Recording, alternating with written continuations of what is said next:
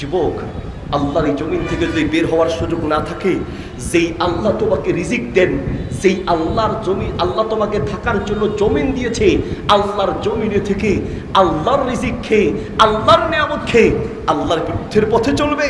নামাজের জন্য ডাকলেই তুমি বলো হুজুর কামে কাজে থাকি তো সময় পাই না। ড্রাইভাররা বলে হুজুর গাড়ি চালাই তো সময় পাই না।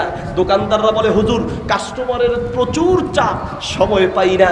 হুজুর খেলা দেখি তো সময় পাই না। হুজুর খেলছি তো সময় পাই নাই। সময় পাও নাই তুমি? যেই আল্লাহ তোমাকে সময় দিয়েছে সেই আল্লাহর জন্য সময় পাও না?